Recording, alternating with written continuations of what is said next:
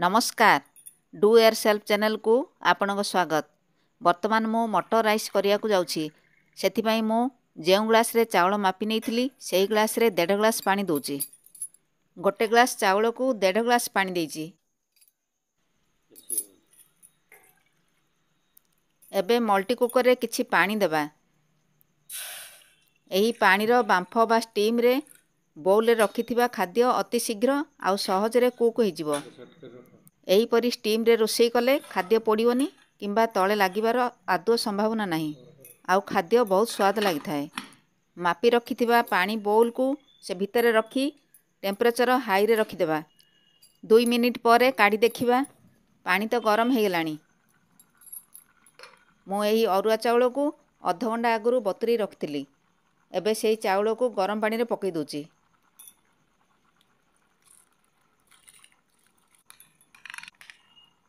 किछि ग्रीन मटर को चोपा छड़ाई रखिथिली सेथिरे पकेवा। आउ किछि काटी रखिथिबा गाजर को मध्य पकाउची। गोटे तेजपत्र खंडे दालचीनी 7-8 टी गोलमर्च किछि लवंग आउ गोटे अळेच को चोपा बाहर करी पकई दोची। स्वाद अनुसार लूण देबा।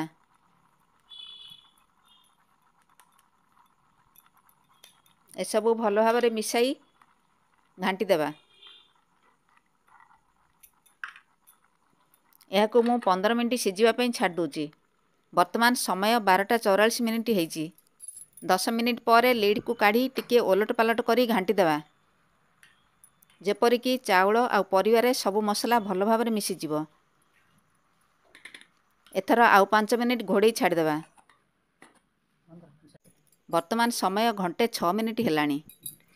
ता अर्थ कुक हेबार 20 मिनिट हो गलानी। एथर आमर मटर राइस संपूर्ण रूपे हो जाइए। आउ बढ़िया बास्ना भी होची। बिना तेल आउ घी रे एही रेसिपीटी कराही। सबुठु बड़ कथा है यह स्टीम बा बांफरे प्रस्तुत होईची। यह देह पाई बहुत भल। जेतेबेले चाहिए आमे सांगे सांगे प्रस्तुत करी खाई परिबा। मात्र 15-20 मिनिटर काम। अति सुंदर आउ स्वास्थ्यकर रेसिपीटी स्टीम द्वारा अति सहज रे तैयारी हो गला। आखि की तो बहुत सुंदर देखा जाउची। ताहले खाई की देखिबा। धन्यवाद।